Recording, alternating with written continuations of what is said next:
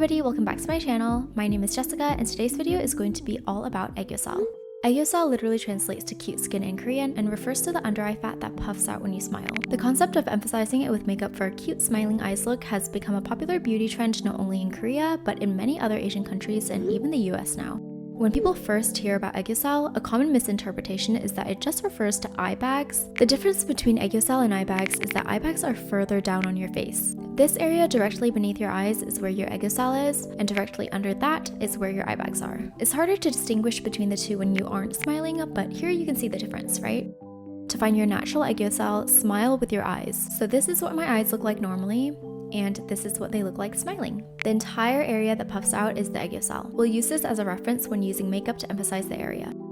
It's also important to note that the way you draw your Aegyo Sal can have a huge effect. When poorly executed, it can make your eyes look uncanny and scary, but when well executed, it can be used to enhance your eyes and face. Depending on the shape and angle you draw your Aegyo Sal, your eyes can appear more elongated, upturned, or downturned. And because Aegyo Sal is part of your eye makeup, it increases the amount of space your eyes take up on your face, giving the illusion of larger eyes. This also gives the illusion of a shorter mid-face, since a portion of your face that is usually seen as the cheek area is now part of the eye area. Having a shorter mid-face is usually seen as more youthful and cute, as you can see here. Next, we'll go over what you'll need for this makeup, and the good news is you probably already have all of these items in your collection. First, let's go over brushes. You'll need 3 different brushes, a small flat definer brush for adding darker shadows, a small diffuser brush to blend and apply subtle shadows, and a small detail brush for highlights. Make sure to use small brushes so you can have more control over the shape, size, and symmetry of the Aegyo Sal. For the makeup products, first you'll need a cool toned contour shade or taupe eyeshadow. Anything that looks more natural to your skin tone is best. Because we're adding this as a shadow to our eyes, we want this to match the color of the other eyeshadows we're using, or whatever we're using to contour our entire face so it looks seamless.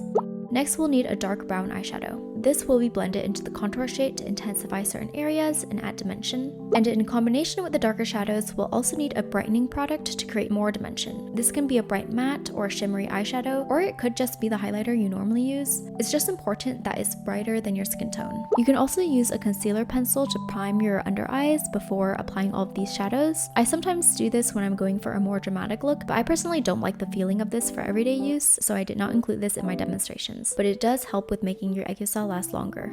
Moving on to the eyes, let's find the Aegyo Sal by smiling again. Although it may seem logical to apply the shadows starting from the most hollow section under the Aegyo Sal and highlighting the entire section of eye fat, this is a common mistake that can make your Aegyo Sal look really unnatural. You're underlining the Aegyo Sal rather than following the natural shadows, which makes the eye fat too large. This may look fine when I'm smiling, but when I relax my eyes, it creates a bulging, bug-eyed look. Here's a comparison of this versus how I normally draw Aegyo Sal.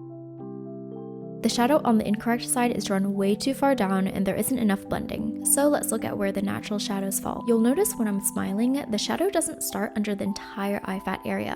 The highlight is in the center of the eye fat, where it protrudes the most, and the shadow starts under that. If you look at your eye from the side, you'll see the eye fat is in a round semicircle shape, so when light hits it at a natural angle, which is usually from above or straight on, it'll hit the chunkiest protruding area of eye fat, which then casts a shadow on everything under that part. Imagine this in the shape of a sphere, for example. The shadow doesn't start under the entire round area, it starts after the round area that gets hit with light, so we should follow this guideline when filling in our Aegyo Sal. To create a natural looking Aegyo Sal, I'm going to start by applying the cool tone shadow under the eyes.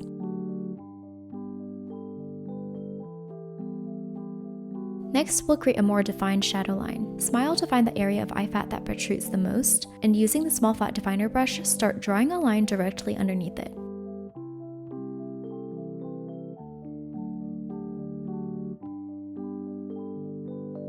You can blend this out with a diffuser brush if it's too harsh.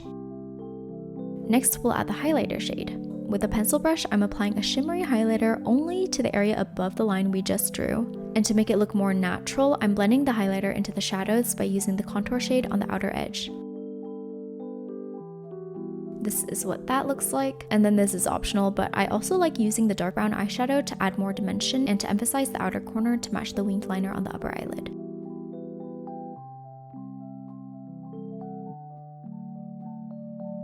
This looks weird, but I'm pulling my skin tight so you can see the shadows I've drawn against a flat surface. It's just to show you that it still looks like I have Aegyo Sal here, even though my skin is flat against my face. This Aegyo Sal technique is very natural and suits everyone's individual eye shape, but if you want an even more natural look, there's another technique I do when I'm feeling lazy.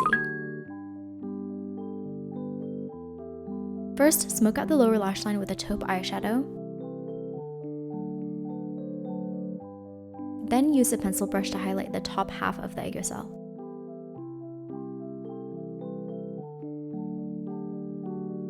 And that's it. This is the easiest technique, which gives you the most subtle, natural Aegyo Sal, but the downside is it can be too subtle for some people and it does not last as long.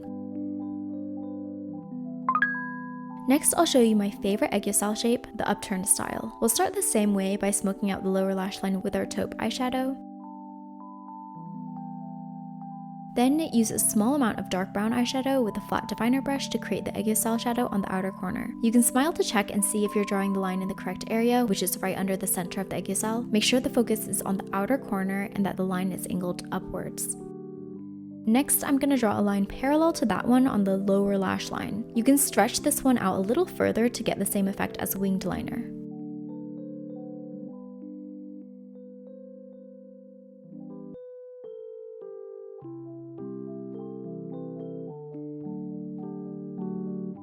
Between those two lines, I'm going to add our highlighter.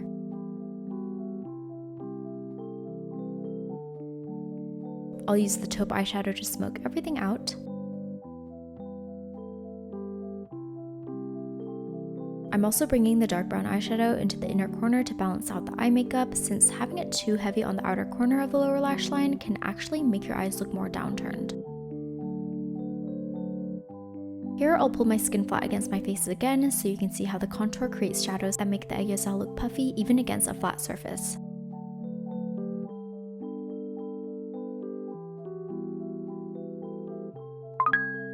To make our eyes appear more downturned, we'll focus on the inner corner instead. We're basically going to draw the opposite of the previous shape. I'm starting with a darker brown eyeshadow and drawing two lines angled slightly downwards from the inner corner. Use highlighter to highlight the center and then blend everything together. For reference, this is what it looks like when I pull my skin flat.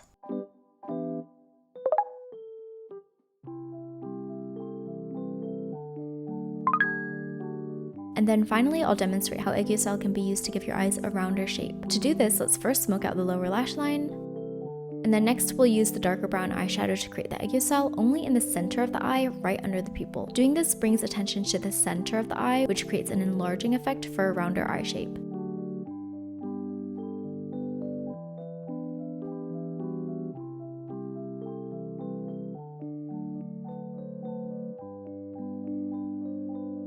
By now, you've seen the way just a slight change in Aegyo Sal can change your entire eye shape. There are so many ways you can draw Aegyo Sal to contour your eyes, so if you're stuck deciding on a shape, I'll put a diagram here for your inspiration. Thank you so much for watching. If you liked this video or found it helpful, remember to like and subscribe. If you have any other Vuuniversity video recommendations, please comment them, and I will see you in my next video. Bye!